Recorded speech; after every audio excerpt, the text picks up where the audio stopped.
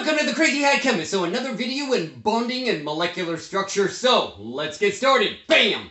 Today we're talking about bond order, bond length, and bond strength. Three characteristics that are intertwined into each other. So these three interrelated properties regarding bond order, bond length, and bond strength. Here we go. So bond order is the type of bond represented. In other words, a previous video, I just talked about single bonds, double bonds, and triple bonds. The bond order can be determined by dividing the number of bonds by the number of regions of those types of bonds. Okay, so bond order is equal to the number of bonds divided by the number of regions.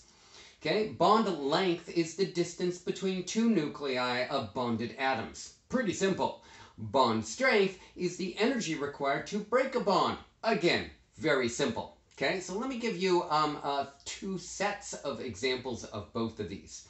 So we got a table here of bond type, bond order, bond length, and bond strength, all three interrelated characteristics. So I'm going to take the carbon-carbon bond. This is a single bond. That is a bond order of 1. Its length between the two carbon atoms is 154 picometers, and the bond energy to break that is 347 kilojoules per mole. Now I'm also going to use another carbon-carbon bond, but this time it's going to be a double bond of a carbon-carbon. Okay, and that is a bond order of 2. It's double bond. The bond length, you notice, has decreased from that of a single bond at 133 picometers. And yet, the bond strength has increased to 620 kilojoules per mole.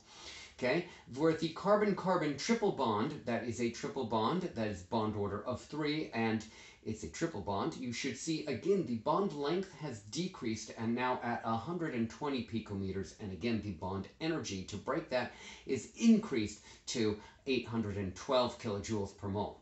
So that gives you a set there of carbon-carbon bonds. Now I'm going to take another set here of a carbon-nitrogen bond and do the same 3 here. Again, the lengths and the energies will be different than that of a carbon-carbon, but it gives you yet another example. So the carbon-nitrogen bond here is a single bond. It has a bond length of 143 picometers and a bond strength of 276 kilojoules per mole. The carbon-nitrogen double bond has a bond order of 2. It has 138 picometer bond length. Notice that that has decreased from that of the single bond, and the bond energy that has increased to 615 kilojoules per mole.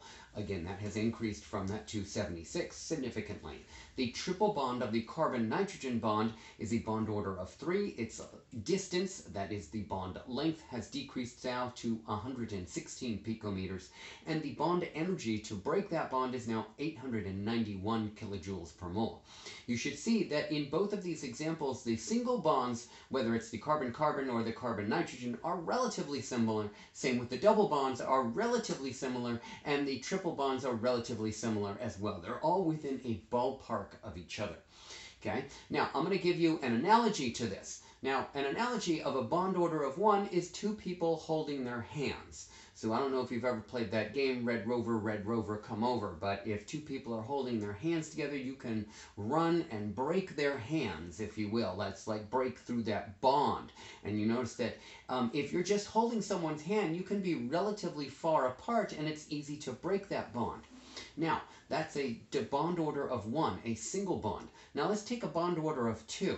If you have a bond order of 2, now you have both people, now they're going to hold both hands. So now you have 2 arms here holding. Now you most certainly have to be closer with the bond order of 2.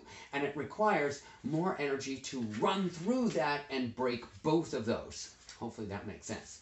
Now, a bond order of 3 is when two people are very close together. Notice that this couple is hugging, so this has a bond order of 3.